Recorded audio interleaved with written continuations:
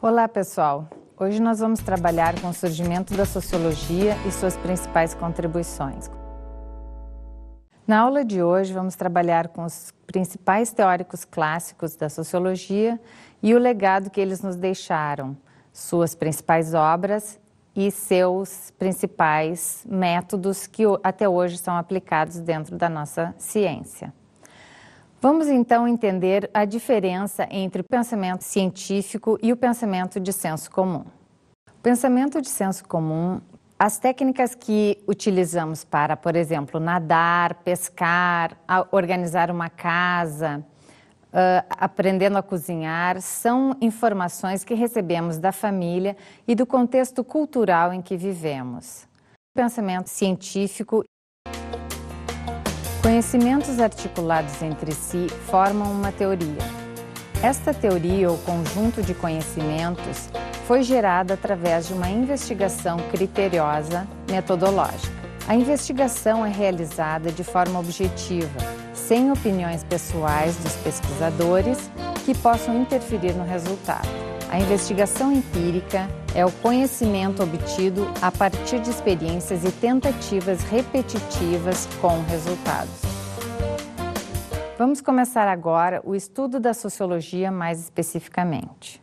O contexto histórico do desenvolvimento das ciências e o surgimento da sociologia. Encontramos na filosofia grega importantes subdivisões das ciências. Aristóteles foi o primeiro pensador a dividir as ciências em teóricas e ciências práticas. As ciências práticas para ele eram a lógica e a moral, e as ciências teóricas, a física, a matemática e a metafísica. Algumas das principais obras que continuaram o pensamento foram as obras, por exemplo, de Nicolau Maquiavel, O Príncipe, e de Thomas More, A Utopia.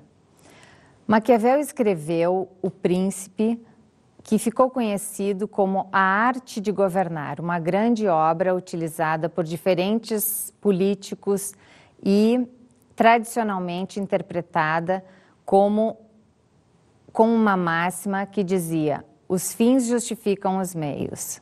Nessa obra, Maquiavel se preocupou em organizar táticas em que o príncipe pudesse governar e manter a sua autoridade perante seus súditos.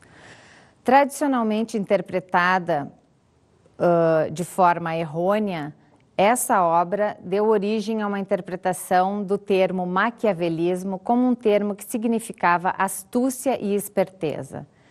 Na verdade, Maquiavel construiu a obra do Príncipe apenas com o objetivo de organizar táticas para que este soberano pudesse melhor governar sobre seus súditos. A Utopia de Thomas More era uma obra construída com a ideia de uma ilha utópica onde não existiria propriedade privada e onde os valores e os interesses individuais estariam submetidos aos interesses coletivos. A sociedade seria vista como um conjunto. Nessa obra, Thomas More se preocupa, então, em passar a ideia de que os interesses individuais, estando submetidos aos interesses coletivos, dessa forma se alcançaria o progresso e a civilização conseguiria, então, o seu desenvolvimento.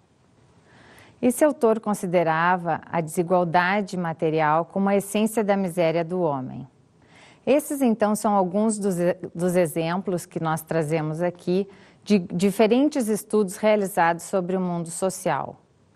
Temos ainda alguns outros autores que vão desenvolver as ciências e as investigações especificamente sobre o mundo social.